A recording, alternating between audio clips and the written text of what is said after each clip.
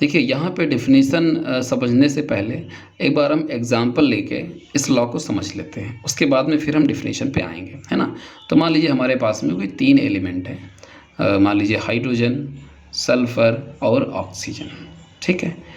इन तीनों को कंबाइन करके जो कंपाउंड बन रहे हैं उनको पहले हम लिख लेते हैं। तो हाइड्रोजन ऑक्सीजन कंबाइन करके क्या बना रहे हैं, मान लीजिए H2O।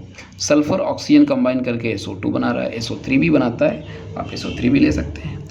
और सल्फर और हाइड्रोजन मिलके क्या बना रहे हैं, H2S बना रहे हैं, ठीक है। अब जरा हम क्या करें, इनके सबके रेशियो लिख लेते हैं, इनके मास के रेशियो। तो हाइड्रोजन कितना है 2, और ये हमारा हो जाएगा 16, यहाँ पे क्या हो जाएगा 32:32, यहाँ पे क्या हो जाएगा 2:32, ठीक है। ये इनके रेशियोज हो गए।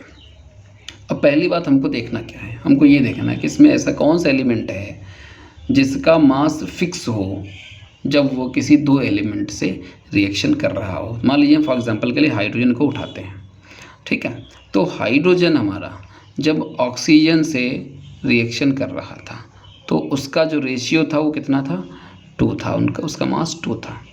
इसी तरीके से हाइड्रोजन जब सल्फर से रिएक्शन कर रहा था तो भी उसका मास उतना ही था।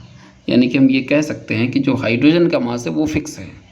इसी तरीके से आप देखिए सल्फ़र के बारे में बात करिए, है ना। तो मैं इसको ज़रा इरेज कर देता हूँ, फिर सल्फ़र की बात करता हूँ। सल्फ़र के बारे में बात करिए तो सल्फ़र देखिए जब ये ऑक्सीजन से कंबाइन कर रहा था तो इसका जो मास था वो कितना था 32। इसी तरीके से जब ये हाइड्रोजन से कंबाइन कर रहा था तो भी इसका मास 32 ही था, है ना। तो हम ये कह सकते हैं कि जो यहाँ पे हाइड्रोजन और सल्फ़र हैं उनके जो मासेस हैं वो फिक्स हैं जब वो किसी दूसरे एलिमेंट से कंबाइन कर रहे थे। तो यहाँ पे 3 एलिमेंट होंगे, तीनों में से कोई एक अगर एलिमेंट आपको मिल जा रहा है जिसका मास फिक्स हो तो आप अच्छे से इसको एक्सप्लेन कर सकते हैं। यहाँ पे by chance by the way 2 element हमारे पास में ऐसे हैं तो हम 2 को लेके एक्सप्लेन कर सकते हैं। तो हम यहाँ पे हाइड्रोजन को लेके एक्सप्लेन करने वाले हैं, सल्फ़र से भी आप कर सकते हैं, ठीक है। तो हम यहाँ पे हाइड्रोजन के बेसिस पे इसको एक्सप्लेन करेंगे, है ना। और जो बाकी सल्फ़र और ऑक्सीजन है उनको हम 2 एलिमेंट एक साथ ऐसे मान लेंगे, ठीक है। तो डिफिनेशन जब आप पढ़ेंगे तो उसमें जो पहली लाइन है उसमें आइए देखिए क्या कहा गया है ना।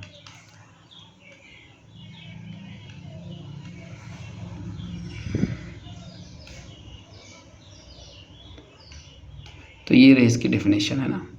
पहली लाइन में आप देखेंगे यहाँ पे क्या कहा गया है कि when 2 element combine separately with a fixed mass of a third element. तो ये वो 2 एलिमेंट की बात कर रहे हैं जो हमने यहाँ पे सल्फ़र और ऑक्सीजन को माना है, ठीक है। तो कह रहे हैं कि when 2 element combine separately with a fixed mass of third element. Third element यानी कि जो हाइड्रोजन है उसका जो मास है आपने देखा है वो फिक्स है ना। यहाँ भी 2 है और यहाँ भी 2 है। तो ये दोनों एलिमेंट हाइड्रोजन के साथ में सेपरेटली रिएक्ट कर रहे हैं और हाइड्रोजन का जो मास है वो फिक्स है। ये तो एक इन्फॉर्मेशन सी हो गई, ठीक है। उसके आगे देखिए क्या कहा इन्होंने, उसके आगे कहा है कि then the ratio of their masses in which they do so. किसके मासेस के रेशियो की बात हो रही है, इनके मासेस के रेशियो की बात हो रही है। ये जो 2 एलिमेंट हैं इनके मासेस के रेशियो, सल्फ़र और ऑक्सीजन के जो मास हैं जो हाइड्रोजन के साथ में रिएक्ट कर रहे हैं, कंबाइन कर रहे हैं, उनका रेशियो। तो हम यहाँ पे लिख लेते हैं जरा कि सल्फ़र इज़ टू ऑक्सीजन। और ये कब की बात हो रही है, ये तब की बात हो रही है जब ये हाइड्रोजन के साथ में रिएक्ट कर रहे हैं, है ना। व्हेन रिएक्ट विथ हाइड्रोजन, उस समय की बात हो रही है ना। तो उनके मासेस के जो रेशियो हैं उन पे ज़रा ध्यान दीजिए, ठीक है। तो यहाँ पे देखिए ऑक्सीजन का जो मास है वो कितना है, वो है, पहले हमने यहाँ पे सल्फ़र लिख रखा है तो हम पहले सल्फ़र को ही उठाते हैं। तो सल्फ़र का जो मास है वो कितना है 32 है। तो यहाँ पे आप लिखने वाले हैं 32:2। ऑक्सीजन की बात कर रहे हैं, है ना। ऑक्सीजन उसका मास कितना है 16। तो यहाँ पे आप क्या लिखेंगे 16, ठीक है। तो कुल मिला के आप यहाँ पे लिख सकते हैं 32/16 यानी कि 2। क्लियर। अब आइए ज़रा डेफिनेशन में आगे चलते हैं, ठीक है। तो यहाँ पे जो इन्होंने बात कही है, then the ratio of their masses in which they do so, वो कौन से रेशियो की ये बात कर रहे थे, है ना, वो रेशियो जिसकी ये बात कर रहे थे वो हमने यहाँ पे निकाल लिया, वो 2 आया है ना। यानी कि ये जब हाइड्रोजन से रिएक्ट कर रहे थे उसमें सल्फर और ऑक्सीजन के जो मासेस का रेशियो था वो 2 था, और वो हमने निकाल लिया है। क्लियर। चलिए अब आगे देखते हैं क्या कहा गया है। देखिए, is either same or some whole number multiple of the ratio in which they combine with each other, है ना। जो लास्ट वाली लाइन है इस पे ध्यान देंगे, क्या लिखा हुआ है, they combine with each other, उस रेशियो की बात हो रही है। यानी कि सल्फर और ऑक्सीजन जब आपस में कंबाइन कर रहे थे, ईच अदर कंबाइन, है ना, आपस में कंबाइन कर रहे थे, उस समय उनका रेशियो क्या था। तो हम यहाँ पे क्या लिखेंगे, सल्फर इज टू ऑक्सीजन, तो हम यहाँ पे क्या लिखेंगे, ईच अदर लिख लीजिए, ईच अदर। तो यानी कि जब एक दूसरे से कंबाइन कर रहे थे तो उसमें जो रेशियो था वो क्या था, 32:32, यानी कि 1, है ना। तो दोनों के रेशियो में निकाल लिए। चलिए अब बात करते हैं क्या कहा गया है। अब इन्होंने कहा हुआ है कि इज आइदर सेम और सम होल नंबर मल्टीपल, ठीक है, या तो ये दोनों रेशियो क्या होंगे, या तो ये दोनों रेशियो आपस में सेम होंगे, या तो ये क्या होंगे, होल मल्टीपल नंबर होंगे, या फिर n टाइम्स होंगे। तो आप यहाँ पे देख पा रहे हो कि ये लोग क्या हैं, ये हैं 2:1 है ना, सेम नहीं है लेकिन क्या है, होल नंबर मल्टीपल हैं, ठीक है। तो इस तरीके से हमारी ये डिफिनीशन जो है वो वेरीफाई हो जाती है। एक बार फिर से देख लेते हैं कि when 2 elements combine separately with a fixed mass of third element, है ना, ये 2 एलिमेंट सेपरेटली कंबाइन कर रहे हैं थर्ड एलिमेंट के साथ में, है ना, then the ratio of their masses, है ना, इनका जो मासेस का रेशियो है, सल्फर और ऑक्सीजन के मासेस का रेशियो है, जो इधर हमारा क्या आया 32:16 यानी कि 2 आया है ना, ये रेशियो, है ना, इस रेशियो के या तो बराबर होगा या तो उसका मल्टीपल होल नंबर होगा, है ना। और ये रेशियो कौन है, जब ये आपस में ही एक दूसरे से कंबाइन कर रहे थे। क्लियर है। तो देखिए, लॉ ऑफ रेसिप्रोकल प्रोपोर्शन एक एग्जांपल से समझ में आ जाए ये बहुत ही रेयर होता है, तो इसके लिए हम यहाँ पे 2-3 और एग्जांपल उठाएंगे तो आपको और ज़्यादा क्लियर हो जाएगा क्या बात इसमें कही जा रही है। क्लियर है। तो आइए इसको हम इरेज करके कोई दूसरा एग्जांपल लेते हैं। दूसरा एग्जांपल आप यहाँ पे H2O2 कर सकते हैं, है ना, कोई सा भी आप एग्जांपल उठा लीजिए। आइए देखते हैं।